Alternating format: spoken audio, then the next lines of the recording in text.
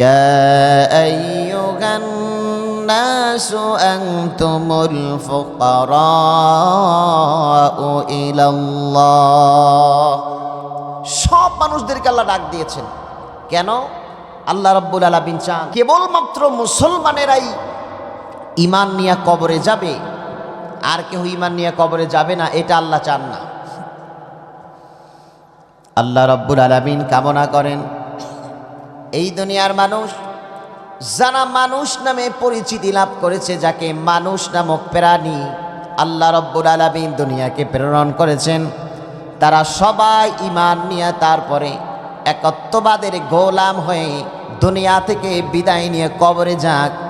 আর আল্লাহ রাব্বুল আলামিন সব বান্দাগুলোকে মাফ করে জান্নাত যাতে দান করতে পারেন, এজন্যই গোটা দুনিয়ায় বান্দাদের কল্যাণের জন্য আল্লাহ তাআলা যুগে যুগে অসংখ্য নবী রাসূল প্রেরণ করেছে। বান্দাদের কল্যাণের জন্য আল্লাহ তাআলা অসংখ্য নবী রাসূল আম্বিয়া কেরাম প্রেরণ করেছেন। যেমন অন্যত্র আল্লাহ বলেন, ইয়া আইয়ুহান নাসু উবুদু রাব্বাকুমুল্লাযী খালাকাকুম। হে দুনিয়ার মানুষ, ইবাদত করো সেই রবের যিনি তোমাকে সৃষ্টি করেছেন, দাসত্ব করো সেই রবের যিনি তোমাকে সৃজন করেছেন। আমরা মুসলমান, আমরা আল্লাহকে রহমান বলে জানি, আমরা গফরান বলে জানি, আল্লাহ বলে জানি, কিন্তু দুনিয়ার অমুসলিমেরা আল্লাহকে আল্লাহ বলে ডাকে না, রহমান বলে ডাকে না, রহিম বলে ডাকে না, কিন্তু তারা জানে সৃষ্টিকর্তা একজন আছেন, কি ঠিক না? এটা তারা জানে। এজন্য আল্লাহ রাব্বুল আলামিন গোটা দুনিয়ার সমস্ত বান্দাদের লক্ষ্য করে বলতেছেন, ইয়া আইয়ুহান নাসু উবুদু রাব্বাকুমুল্লাযী খালাকাকুম। ইবাদত করো গোহে মানুষেরা কেবলমাত্র তার যেই রব তোমাকে সৃষ্টি করেছে। কেননা বান্দার সঙ্গে এবং সৃষ্টিকর্তার সঙ্গে এটা একটা আত্মার সম্পর্ক। বলেন কিসের সম্পর্ক? আত্মার সম্পর্ক। হয়তো মানুষ দুনিয়ায় কেউ খ্রিস্ট ধর্ম হয়েছে, কেউ ইহুদি ধর্ম, কেউ মুসলমান ধর্ম, কেউ বৌদ্ধ ধর্ম, কিন্তু সব মানুষ যিনি ইহুদি ধর্মের আছেন, বৌদ্ধ ধর্মের আছেন, খ্রিস্টান ধর্মের আছেন, অন্যান্য ধর্মাবলম্বী যারা আছেন, পৃথিবীর সূচনা লগ্ন থেকে কিয়ামত পর্যন্ত যত মানুষ দুনিয়াতে আসবে, সব মানুষের আত্মাগুলাকে রব্বুল আলামিন রূহের জগতে একত্রিত করেছিলেন। রূহের জগতে একত্রিত করে আল্লাহ রব্বুল আলামিন নিজের পরিচয় দিয়ে বলেছিলেন, আলাস্তু বিরব্বিকুম, আমি কি তোমাদের প্রভু নই? সুবহানাল্লাহ। রবের পরিচয় তখন আল্লাহ দিয়েছিলেন যে আমি কি তোমাদের রব নই? আমরা কি বলেছিলাম? বালা, অবশ্যই আপনি আমাদের রব। এই রবের পরিচয় বান্দার পূর্ব থেকেই রয়েছে, কিন্তু বান্দা আজকে দুনিয়ার কারণে, জন্মের কারণে, দুনিয়ার পরিবেশের কারণে মানুষ সেই রবকেই ভুলে গিয়েছে।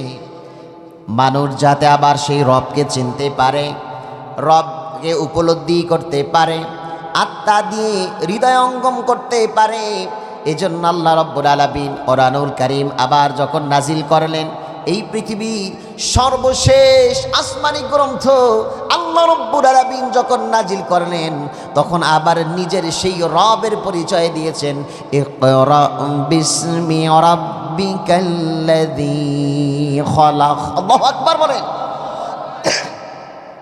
আল্লাহ রাব্বুল আলামিন এখানে আল্লাহ বলে সম্বোধন করেন নাই, রহিম বলে, হাকিম বলে, গফফার বলে, শাকুর বলে নিজের পরিচয় দেন নাই, নিজের পরিচয়টাই দিয়েছেন। ইকরা, পড়েন সবাই, ইকরা বিসমি রাব্বিকাল্লাযী খালাক। পড়ো তোমার সেই রবের নামে যিনি তোমাকে সৃষ্টি করেছেন। সুবহানাল্লাহ। এই পৃথিবীর সর্বশেষ আসমানি গ্রন্থ, আল্লাহর পক্ষ থেকে আসা সর্বশেষ গ্রন্থ, সেখানে আল্লাহ নিজের পরিচয় প্রথম দিলেন রব সম্পর্কে। যেহেতু বান্দার রবের পরিচয় তো পূর্ব থেকেই, আগেই রবের পরিচয় পেয়েছে। বান্দাকে আবার বুঝাচ্ছেন, বান্দারে দুনিয়ার হায়াতের বেড়া আবার যখন শেষ হয়ে যাবে, কবরের দিকে যখন তোমার যাত্রা শুরু হবে, কবরে যাওয়ার পর বিশ্বনবী সাল্লাল্লাহু আলাইহি ওয়াসাল্লাম আরো স্পষ্ট করে দিয়েছেন, মৃত্যুবরণ করার পর কবরের জিন্দেগিতে যখনই তুমি পদার্পণ করবে, ফেরেশতারা তোমাকে প্রথম প্রশ্ন করবে, মান রব্বুকা, তোমার রবকে। রবের পরিচয় যাবেন।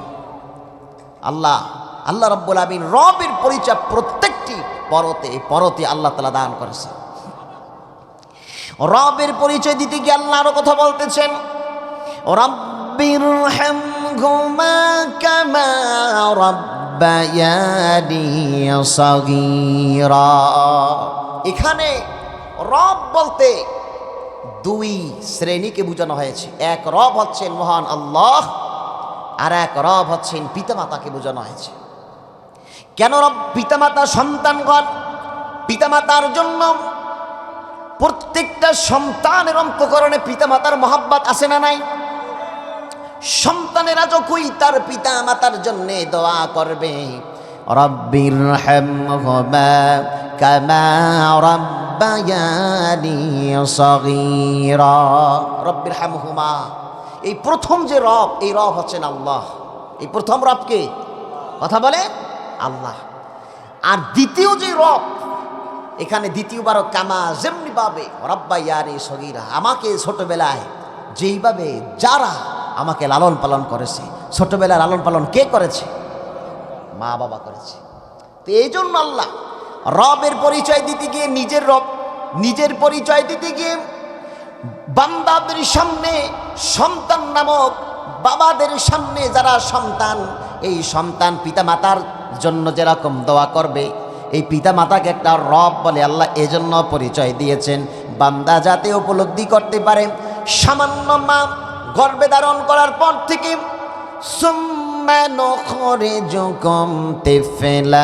বাচ্চা আকারে পৃথিবীর বুকে আসার পর থেকে 2-2.5 বছর দুগ্ধপান করানোর পর, আবার একটু বড় হওয়ার পর পিতামাতা আমাকে লালন পালন তিল করে করেছে। এই সামান্য যদি এটাই আমার মা বাবার লালন পালন হয়, কিন্তু আমাকে নিয়ে আমার আসল যেই রব, আল্লাহু আকবার, আমার আসল যেই সত্তা, তিনি তো কেবল গর্ভধারণ থেকেই নয়, রূহের জগৎ থেকে এখন পর্যন্ত সেই রব আমাকে লালন পালন করতে আছেন। ঠিক কিনা কথা কান? কেননা আল্লাহ রাব্বুল আলামিন রূহের জগতে সমস্ত আত্মাগুলাই লক্ষ্য করে বলেছিলেন, আমার এই ডান পাশে যেই আত্মাগুলো আছে সব আত্মাগুলা জান্নাতি, এতে আমি আল্লাহ কোনো পরোয়া করি না। আবার আমার থেকে বাম পাশে যত আত্মাগুলো আছে সব আত্মাগুলো জাহান্নামে যাবে, এতে আমি আল্লাহ রাব্বুল আমিন কোনো পরোয়া করি না। কিন্তু আল্লাহ রাব্বুল আমিন আপনাকে এবং আমাকে কেমনভাবে লালন পালন করলেন। আদম নবীর উম্মত আমাদেরকে বানায় নাই, নূহ নবীর উম্মত বানায় নাই, গোটা দুনিয়ার সমস্ত আম্বিয়া কিরামদের উম্মত বানায় নাই। এত সুন্দর নিপুণ লালন পালন আল্লাহ তাআলা আপনাকে আমাকে করেছেন। আল্লাহ মুশরিকের ঘরেও আপনার আমার আত্মা দেয় নাই, কুকুরের শরীরের ভিতরে আত্মা দেয় নাই, পশুর শরীরের ভিতরে আত্মা দেয় নাই। আখিরি নবীজির শেষ নবীর উম্মত বানাইয়া, অমুসলিম না বানাইয়া, আখিরি নবীজির উম্মত বানাইয়া মুসলমান ঘরে আল্লাহ রাব্বুল আলামিন আপনার আমার আত্মাকে প্রেরণ করে আল্লাহকে আল্লাহ বলে ডাক দেওয়ার মতো, সেজদা দেওয়ার মতো কপাল যিনি দান করেছেন তার নাম কি? সুবহানাল্লাহ। মা বাবা তো সামান্য একটু সময় লালন পালন করে। ইয়াখরুজু মিন বাইনিস সুলবি ওয়াত তারাইব, পিতার পৃষ্ঠদেশের ভিতরে যখন এই শুক্রাণুগুলা জন্মায়, তখন সেই স্ত্রীর আকর্ষণ তার ভিতরে এসে যায়। এরপরে যখন সন্তান মা ধারণ করে, এরপর পৃথিবীতে আসে, বাবা মা লালন পালন করে সামান্য একটু সময়। আবার প্রাপ্তবয়স্ক হওয়ার পর মা বাবা কিন্তু আর লালন পালনের দায়িত্ব তাদের কাঁধে থাকে না। কিন্তু আল্লাহ রাব্বুল আমিন কেমন রব, তিনি কেমন?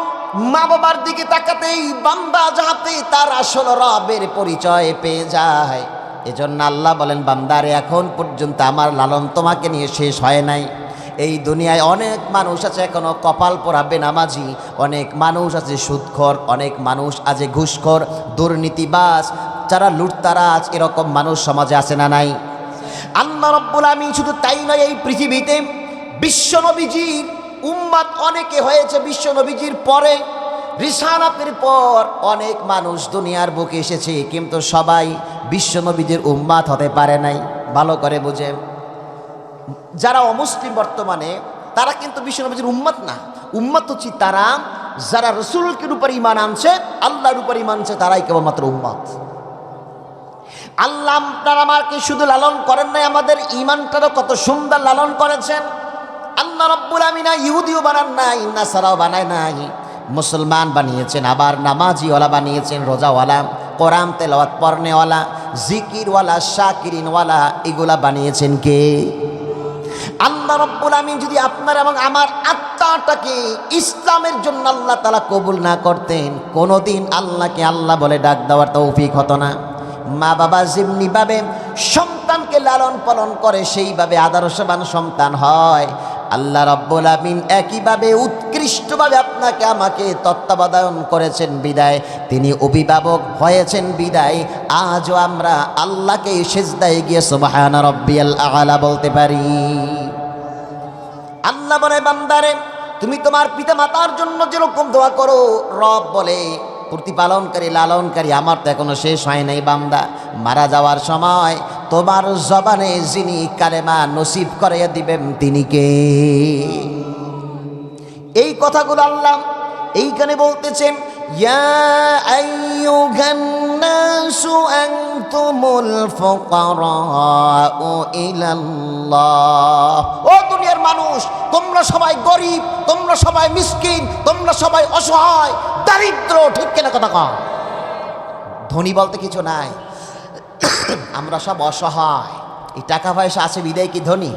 কথা বলেন, এগুলো কয়েকদিনের মাত্র, অল্প কয়েকদিন। দুই চক্ষু আছে যতক্ষণ, নাকের ডগায় নিঃশ্বাস যতক্ষণ ওঠা নামা করবে, ততক্ষণ এগুলার মালিক আমরা, ততক্ষণ পর্যন্ত আমাদের বাহাদুরি। কিন্তু এগুলো যখন ফুরিয়ে যাবে, তখন আর আমাদের আর কোনো বাহাদুরি থাকবে। আল্লাহ রাব্বুল আমিন বলে, বান্দারে ইয়া আইয়ুহান নাস নাসু আনতুমুল ফুকারাউ ইলাল্লাহ।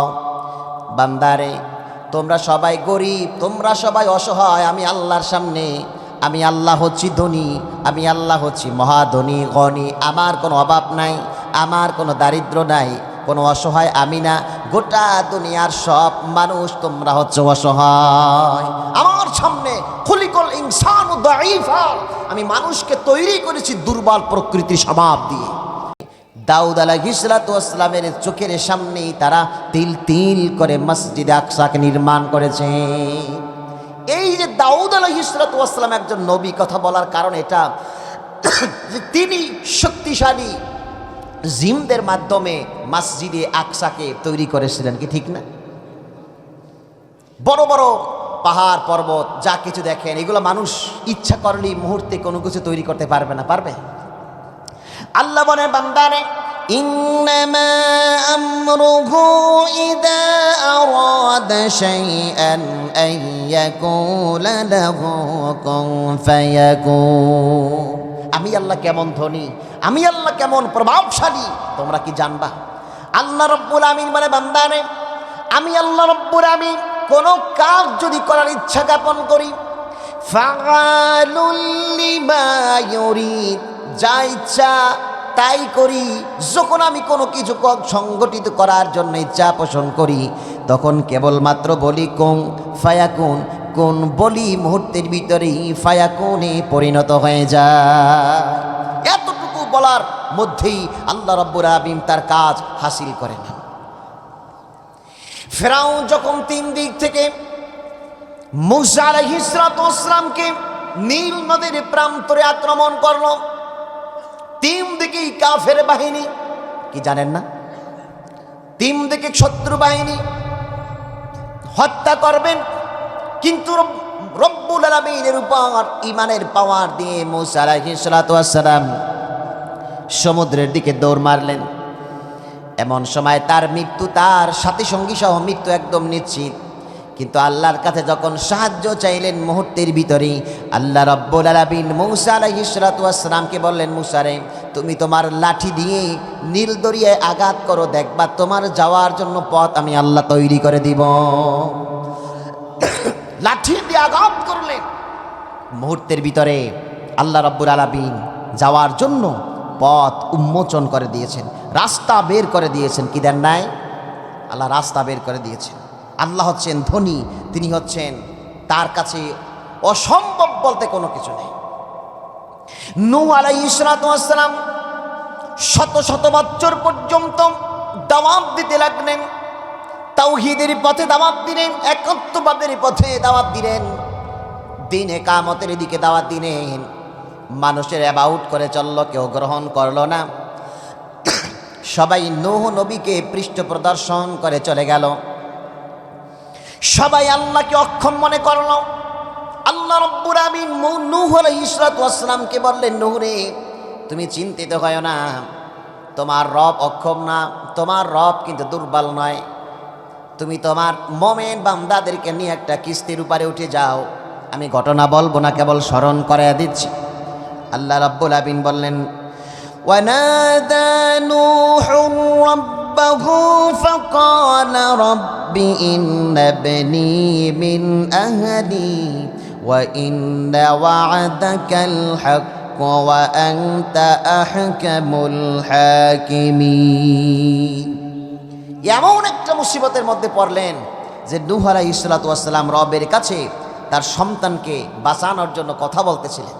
কিন্তু এই যে পরিস্থিতি আল্লাহ তাআলা করলেন, তার পূর্বে আল্লাহ তাআলা বলেছেন, আল্লাহ তাআলা নূহ নবীকে বললেন, নূহ রে, ওয়াহিয়া তাজরি বিহিম ফি মাওজিন কাল জিবাল ওয়ানাদা নূহুন ইবনাহু ওয়া কানা ফি মা'জিলি ইয়া বুনাইয়ার কাম মা'না। আল্লাহ বলেন, নূহ রে, আমি এই গোটা পৃথিবীটাকে প্লাবন দেব, প্লাবন দিয়ে তারপরে তলিয়ে দেব। কোনো পাহাড় থাকবে না, কোনো প্রাচীর থাকবে না, শুকনো জায়গা থাকবে না। গোটা পৃথিবীটাকে আমি একটা সাগরে পরিণত করব। আল্লাহু আকবার। আল্লাহ রাব্বুল আমিন বলেন, আমি এমন ঢেউ দেব, পাহাড় পরিমাণ ঢেউ সমুদ্রের ভিতরে আমি ঢেলে দেব, যেই ঢেউয়ের আগতেই সমস্ত মানুষেরা মারা যাবে। আল্লাহ রাব্বুল আমিন যখন এই ঘোষণা দিলেন, নূহ আলাইহিস সালাতু ওয়াস সালাম তার কথার উপরে বিশ্বাস করলেন। সন্তানকে ডাকলেন, আসো, এখন এই পৃথিবী তলিয়ে যাবে, ডুবে যাবে, সব মানুষ মারা যাবে। সন্তান বলল, বাবারে, ক্বালা সাআওই ইলা জাবালি ইয়াসিমুনি মিনাল মা। বলল, আব্বাজান, আল্লাহ যদি, আপনার রব যদি যত বড় প্লাবন দেখ না কেন, আমি তো অনেক উঁচু মানুষ, ওই পাহাড়ের উপরে উঠে তারপরে আমি নিজের জীবনকে বাঁচায় নেব। ক্বালা লা আশিমাল ইয়াওমা মিন আমরিল্লাহি মান রাহিম।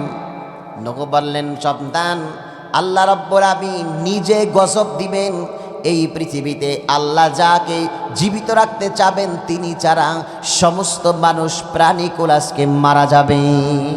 বিশ্বাস করলেন না, কিন্তু গোটা দুনিয়া ওয়াহালা বাইনাহুমাল মাওজু ফাকানা মিনাল মুগরাকিন। কিন্তু হঠাৎ বাপ ছেলে এরকম কথা বলতেছিলেন। এটা তো বাপ ছেলের মধ্যে কথা নয়, এটা ন্যায় এবং অন্যায়ের ভিতর কথা চলতেছিল, হক এবং বাতিলের মধ্যে কথা বলতেছিল। আল্লাহ বলেন, যখন বাবা ছেলে এরকম কথা বলতেছিল, বিরাট একটা ঢেউ এসে বাবা এবং ছেলের মাঝে আলাদা করে দিল। ঠিক তদ্রূপ এই যে ন্যায় এবং অন্যায়ের মাঝে কথা হচ্ছিল, হক এবং বাতিলের মাঝে বাবা পুত্রের মধ্যে কথা হয়েছিল, ঠিক একইভাবে আজও যারা ন্যায়ের পক্ষে কথা বলে এবং অন্যায়ের পক্ষে কথা বলে, ন্যায়ের পক্ষে যারা আল্লাহর পক্ষে কথা বলে, অন্যায়ের পক্ষে যারা শয়তানের পক্ষে কথা বলে, ঢেউয়ের মাধ্যমে যেরকম ন্যায় অন্যায় পৃথক করে দিয়েছেন, আজও যারা ন্যায়ের পক্ষে কথা বলে, সত্যের পক্ষে কথা বলে, ইকামতের দ্বীনের পক্ষে কথা বলে, নূহ আলাইহিস সালাতু ওয়াস সালামের মতো আল্লাহ রাব্বুল আলামিন তাদেরকে বিজয় দান করবেনই করবেন, ঠিক কিনা? আর যারা পেশি শক্তির জোরে, নূহ নবীর সন্তানের অনেক পেশি শক্তি ছিল, শারীরিক শক্তি ছিল, এই জন্য নূহ নবীর কথা বিশ্বাস করে নাই, নীতি নৈতিকতাপূর্ণ কথা ভালো লাগে নাই, নিজের আধিপত্যকে প্রতিষ্ঠা করতে চেয়েছিল। আজও যারা নূহ নবীর সন্তানের মতো পেশি শক্তির জোরে, অর্থের জোরে, ক্ষমতার জোরে অন্যায়ের পক্ষ অবলম্বন করে গার উঁচু করে কথা বলবে, আল্লাহ তাদেরকে জিল্লতির সঙ্গে নূহ নবীর সন্তানদের মতো গজব দিয়ে ধ্বংস করবেন, ঠিক কিনা? জেনে রেখো, আল্লাহ হচ্ছেন মহাদলী। তুমি কিসের সাঁতার নেতা হয়েছ? নূহ নবী একজন পাওয়ারফুল, এই পৃথিবীর প্রথম যিনি রসুল তার নাম কি? নূহ আলাইহিস সালাতু ওয়াস সালাম। নূহ আলাইহিস সালাতু ওয়াস সালাম একজন রসুল হয়ে ন্যায়ের পক্ষে ছিলেন। তার ঔরসের সন্তান অন্যায়ের পক্ষে ছিল, পেশি শক্তির পক্ষে। পেশি শক্তি দিয়ে তিনি অন্যায়ের পক্ষে মাথা উঁচু করে দাঁড়াতে পারে নাই। কিন্তু উম্মতে মুহাম্মাদিরাও যদি এরকম নূহ নবীর উত্তরসূরি হয়ে ন্যায়ের পক্ষে থাকে, তাহলে আবু সাঈদ কেন, উসমান শরীফ হাদি কেন, লক্ষ লক্ষ যদি হাদি কেন, আল্লামা সাঈদিয়া কেন, গোটা বাংলাদেশের মানুষ ন্যায়ের পক্ষে সাঈদি হবে, হাদি হবে, আবু সাঈদ হবে। চিল্লিয়ে কও ঠিক কিনা? ন্যায়ের পক্ষে কথা বলার জন্য আল্লামা সাঈদী সাহেব জীবনটাকে তামা তামা তোমরা করে দিয়েছো, ঠিক না? আবু সাঈদ ন্যায়ের পক্ষে থাকার কারণে পাখির মতো গুলি করে জীবনটাকে তোমরা নিয়ে নিয়েছো। শরীফ ওসমান হাদি দেশের প্রেম, মানবতার প্রেম, ইনসাফের প্রেম, ইকামতে দ্বীনের প্রেম থাকার কারণে অসত্যের পক্ষে যারা ছিল, মিথ্যার পক্ষে যারা ছিল, পেশি শক্তির জোর যাদের ছিল, তার রূহটাকে বের করে নিয়েছো। এইভাবে সত্যকে দাবিয়ে রাখা যাবে না, যাবে না, যাবে না। সুতরাং আমার ভাইরা, আল্লাহ তাআলা এই কথাটি বলতেছেন, ইয়া আইয়ুহান নাসু আনতুমুল ফুকারাউ ইলাল্লাহ। আল্লাহ হচ্ছেন ধনী, আল্লাহ হচ্ছেন মহা ক্ষমতাশালী। আল্লাহ যেটা চান ওটা তিনি করবেনই করবেন, আল্লাহ যেটা না চান ওটা পৃথিবীর কেউ করতে পারবে না। মূসা আলাইহিস সালাতু ওয়াস সালাম যাতে দুনিয়ার বুকে না আসতে পারে, এজন্যই নমরুদ, ফেরাউন লক্ষ হাজার হাজার শিশুকে এই পৃথিবী থেকে বিদায় করে দিয়েছে। কিন্তু মূসা নবীকে দুনিয়ায় আসা থেকে কি বাধা দিয়ে রাখতে পারেছে নাকি? পারে নাই। বিশ্ব নবীজি সাল্লাল্লাহু আলাইহি ওয়াসাল্লাম পৃথিবীর বুকে খেলাফত যাতে প্রতিষ্ঠা না করতে পারেন, ইকামতের দিন যাতে প্রতিষ্ঠা না করতে পারেন, তাওহীদ প্রতিষ্ঠা না করতে পারেন, এজন্য তাকে নিয়ে চক্রান্ত তোমরা কম করো নাই তোমাদের পূর্বোত্তরসূরিরা। এমনকি তার নিজের পিতৃভূমি থেকে তোমরা বিতাড়িত করেছিলে তোমাদের পূর্বোত্তরসূরিরা। আল্লাহ রাব্বুল আলামিন চেয়েছেন তার নবীর মাধ্যমে গোটা দুনিয়াকে দিন কায়েম করবেন। আল্লাহ তা করিয়ে ছেড়েছেন। আবু জাহেল, উতবা, লাহাব সাহেবারা তারাই গজবে পতিত হয়ে আল্লাহ ধ্বংস করে দিয়েছে।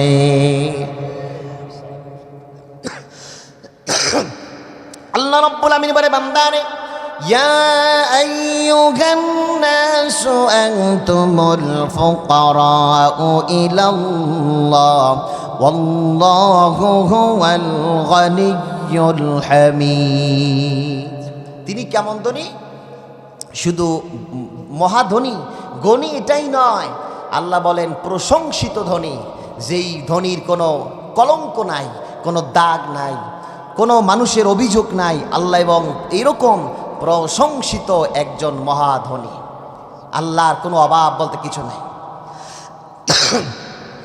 আল্লাহ রাব্বুল আলামিন মানে, বান্দারে, তুমি কি জানো না তোমার মাথার উপরে যেই ছাদের মতো আমি আসমানটা বানিয়ে দিয়েছি, ওয়াস-সামাআ বানাইনাহা বিআইদিন ওয়া ইন্না লামুসিউন। এই যে মাথার উপর আমরা আসমান দেখতেছি, এটা কে বানিয়েছেন? আল্লাহ বানিয়েছেন। সূরা জারিয়াতের মধ্যে আল্লাহ বলেন, ওয়াস-সামাআ বানাইনাহা বিআইদিন ওয়া ইন্না লামুসিউন। এই আকাশটাকে আমি আল্লাহ রাব্বুল আলামিন এক নিজের হাত দ্বারা সৃষ্টি করেছি। ওয়া ইন্না লামুসিউন, আমি সব থেকে বড় ক্ষমতাশালী, আমার মতো ক্ষমতাশালী তোমরা কেউ না। এবার আপনারা বলেন, আল্লাহ রাব্বুল আলামিন এই যে আসমান বানিয়েছেন, আজ পর্যন্ত কেউ কি আসমানটারে ধ্বংস করতে পারছে নাকি? কেউ কি পারবে? এই পৃথিবীর সব থেকে দ্রুততম যান হচ্ছে অ্যাপোলো 11। এই অ্যাপোলো 11 প্রতি সেকেন্ডে অসংখ্য কিলোমিটার পথ অতিক্রম করে। এখন আমি তো মাঝে মাঝে বলি যে অ্যাপোলো 11 নয়, এটা তো কিছু সংখ্যক মহাকাশ বিজ্ঞানীরা গবেষণা করে অ্যাপোলো 11 তৈরি করেছে। গোটা দুনিয়ার সব মানুষ যদি বিজ্ঞানী হয়, মহাকাশ গবেষক হয়, আর অ্যাপোলো 11 নয়, যদি অ্যাপোলো মিলিয়ন বিলিয়ন ট্রিলিয়নও তৈরি করে, স্থায়ীভাবে তাকে বিদ্যুৎ গ্যাস অর্থাৎ জ্বালানি দিয়ে যদি মহাকাশের দিকে ছুড়ে ফেলে, কিয়ামত পর্যন্ত যদি সেই দ্রুততম যান আকাশের দিকে যাত্রা শুরু করে, কোনো দিন আকাশের নাগাল পাবে। আল্লাহ রাব্বুল আমিন সেই কথাটিও বলে দিচ্ছেন বান্দারে। আল্লাহ বলেন, আমি আমার আসমান থেকে আমি তৈরি করেছি, আমি কেমন শক্তিশালী দেখো। এই আসমানকে যখন আমি আবার ধ্বংস করার ইচ্ছে জ্ঞাপন করব, আসমানটাকে যখন আমি আবার শেষ করব, যখন ক্ষয় করব, শেষ করব, ইয়াউমা নাতউইস সামাআ কাতাইয়িস সিজিল্লি লিল কুতুব। এই আকাশটাকে আমি আল্লাহ রাব্বুল আলামিন আবার যখন ধ্বংস করে দিব, আবার যখন শেষ করে দিব, তখন এই গোটা আকাশটাকে আমি আমার কুদরতি হাতের ভিতরে এরকম কিতাবের পৃষ্ঠার মতো এরকম মোড়াইয়া নেব। আল্লাহু আকবার। এই গোটা আকাশটা আল্লাহ হাতের মুঠার ভিতরে। চাকি নিয়ে আসতে পারবে আজকে? এরকম কেন? এটা কি সোচ্চার থাকবে না? স্টেজে চা লাগে না? আল্লাহ রাব্বুল আমিন বলেন, ইয়াউমা নাতউইস সামাআ কাতাইয়িস সিজিল্লি লিল কুতুব। কিতাবের পৃষ্ঠাকে তোমরা যেরকম ঝালমুড়ি খায়া হাতের ভিতরে মুড়াইয়া নাও হাত মোছার জন্য, এই বিশাল আকাশটাকে আল্লাহ রাব্বুল আলামিন কিয়ামত যখন কায়েম করবেন, নিজ জিম্মায় আবার হাতের মুঠায় এনে আকাশটারে আল্লাহ ধ্বংস করে দিবে। তো আল্লাহ রাব্বুল আমিন নিজ হাতের ভিতরে এই বিশাল আকাশ নিয়ে নেবেন। যে আল্লাহ কত বড়! সুবহানাল্লাহ, সুবহানাল্লাহ। আবার বড় বড় জাতিদেরকে আল্লাহ তাআলা কিভাবে ধ্বংস করেছেন দেখেন। আল্লাহ রাব্বুল আমিন বলে, বান্দারে, এই তোমাদের পূর্বে এই পৃথিবীতে ওয়া ইলা সামুদা আখাহুম সালিহা, সালেহ আলাইহিস সালাতু ওয়াস সালাম নামে একজন নবী আমি প্রেরণ করেছিলাম। সে এবার তাওহীদের দাওয়াত দিতে লাগলো। ক্বালা ইয়া কওমি ইবুদুল্লাহা মা লাকুম মিন ইলাহিন গায়রুহু। এক আল্লাহর দাওয়াত দিতে লাগলো, এক আল্লাহর বন্দেগীর দাওয়াত দিতে লাগলেন, একাত্মবাদের দাওয়াত, তাওহীদের দাওয়াত, রিসালাতের দাওয়াত দিতে লাগলেন। তো সংক্ষিপ্তকারে বলি, যখন তিনি দাওয়াত দিতে লাগলেন, সমাজের মানুষেরা তার বিরোধী হয়ে গেল, তাকে সহ্য করতে পারল না, তাকে কতল করার জন্য প্রস্তুতি নিল। এবং আল্লাহ তাদের পরীক্ষা করার জন্য একটা উটনি পাঠালেন। ওয়া কওমি হাযিহি নাকাতুল্লাহি লাকুম আয়া। যখন সালেহ আলাইহিস সালাতু ওয়াস সালাম তাদেরকে দাওয়াত দিলেন, দাওয়াত দেওয়ার মাধ্যমে যখন দ্বীনের পথে আনতে পারলেন না, এবার আল্লাহ তাদের পরীক্ষা করার জন্য একটা উটনি পাঠালেন। এবার সালেহ আলাইহিস সালাতু ওয়াস সালাম বললেন, ও আমার জাতির লোকেরা, আল্লাহ রাব্বুল আলামিন তিনি এই উটনিটিকে তোমাদের জন্য নিদর্শন হিসাবে পাঠিয়েছেন। ফাদারুহা তাকুল ফি আরদিল্লাহি ওয়ালা তামাসসুহা বিসু। এই উটনি যেখানে খাবার খাবে তোমরা সেখানে যাবে না, তাকে তোমরা আঘাত করবে না, তাকে তোমরা হত্যা করবে না, সে যেখানে ইচ্ছে ঘাস খাবে তোমরা তাকে বাধা দেবে না। এটা আল্লাহর পক্ষ থেকে এসেছে। সুতরাং তোমরা যদি এটাকে গ্রাস করো, আঘাত করো, তাহলে কিন্তু আল্লাহর গজব তোমাদের প্রতি নাজিল হবে। কিন্তু তারা বিশ্বাস করলো না। ফাআকারুহা ফাকাল তামাত্তাউ ফি দারিকুম সালাসাতা আইয়াম। তারা কি করলো? সে উটনিটিকে আঘাত করলো, তার হাত কাটলো, পা কাটলো, হত্যা করলো। এরপরে কি আর করবেন সালেহ আলাইহিস সালাতু ওয়াস সালাম? তিনি বললেন, ফাকাল তামাত্তাউ, কয়েকদিন ভোগ করো এই দুনিয়ার জীবন। কয়দিন? ফিদারিকুম সালাসাতা আইয়াম, 3টা দিন। এরপরে তোমাদের উপর কিরকম গজব আসে দেখো। আল্লাহ এই গজব থেকে কারে রক্ষা করছিল? অল্প অল্প ঢালবেন, অল্প অল্প। একজন ছাত্র দেন, সামান্য সামান্য চাল দেবেন। فلما جاء أمرنا نجينا صالحا والذين آمنوا معه برحمة منا। আল্লাহ বলেন, আজ তোমরা আমার নিদর্শনকে হত্যা করেছ, আমার নিদর্শনকে তোমরা আঘাত করেছ, তোমাদের প্রতি আমি গজব নাজিল করব। কিরকম? আল্লাহ বললেন, যারা আজ সালে নবীর উপর ঈমান আনছে, আমি আল্লাহর উপর ঈমান আনছে এবং আমলে সালেহ করছে, আমার রহমত দ্বারা তাদেরকে আমি উদ্ধার করব, বাঁচাইয়া দেব, আর কাউরে বাঁচাবো। একটা জাতিকে আল্লাহ কিভাবে ধ্বংস করলে দেখেন, وَأَخَذَ الَّذِينَ ظَلَمُوا الصَّيْحَةُ فَأَصْبَحُوا فِي دِيَارِهِمْ جَاثِمِينَ। আল্লাহ রাব্বুল আমিন বলে, ও আমার বান্দারা, সালেহ আলাইহিস সালাতু ওয়াস সালামের জাতির লোকদেরকে ধ্বংস করার জন্য একটা আওয়াজই আমার জন্য যথেষ্ট ছিল। একটা বিকট আওয়াজ দিলেন, আওয়াজের মাধ্যমে সমস্ত মানুষেরা এক আওয়াজের বিকট শব্দে সব মানুষগুলো ধ্বংস হয়ে গেল। একটা আওয়াজই যথেষ্ট ছিল সালেহ আলাইহিস সালাতু ওয়াস সালামের জাতিদেরকে ধ্বংস করার জন্য, বেশি আওয়াজের কোনো দরকার ছিল না। আবার লূত আলাইহিস সালাতু ওয়াস সালামের জাতিদেরকে ধ্বংস করার জন্য আল্লাহ রাব্বুল আমিন বলেন, লূত আলাইহিস সালাতু ওয়াস সালামের জাতিদেরকে ধ্বংস করার জন্য রব্বুল আলামিন কি ব্যবস্থা করলেন, তার সক্ষমতার কথা আল্লাহ বয়ান করতেছেন। فَلَمَّا جَاءَ أَمْرُنَا جَعَلْنَا عَالِيَهَا سَافِلَهَا وَأَمْطَرْنَا عَلَيْهَا حِجَارَةً مِّن سِجِّيلٍ وَأَمْطَرْنَا عَلَيْهَا حِجَارَةً مِّن سِجِّيلٍ مَّنضُودٍ। লূত আলাইহিস সালাতু ওয়াস সালামের অভিশপ্ত জাতির উপরে আমি আল্লাহ রাব্বুল আমিনের পক্ষ থেকে যখন আযাব আসলো,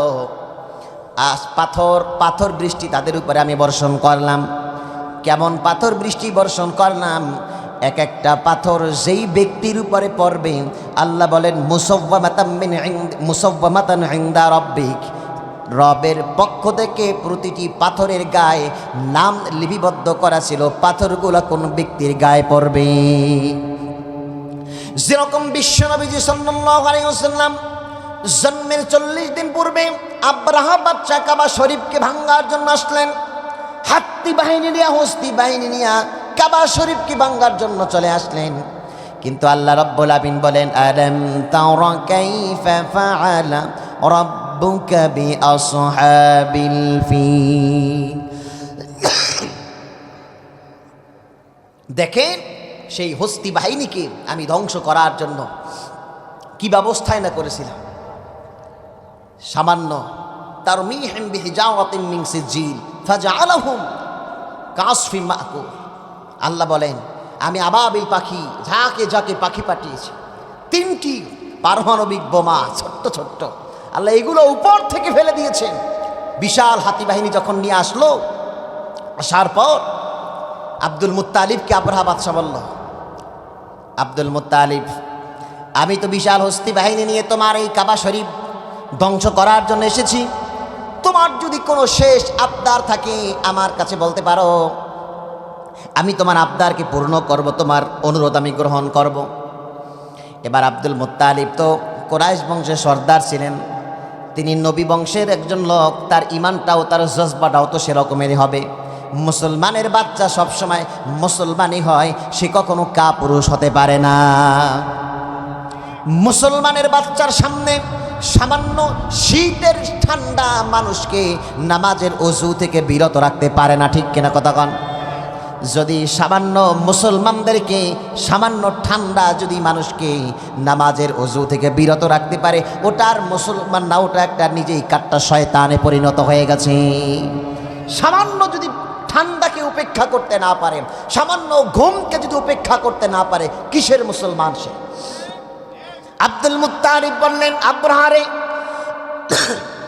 তুমি একজন কাফের, আমাদের এই কাবা শরীফকে তুমি ধ্বংস করার জন্য এসেছ।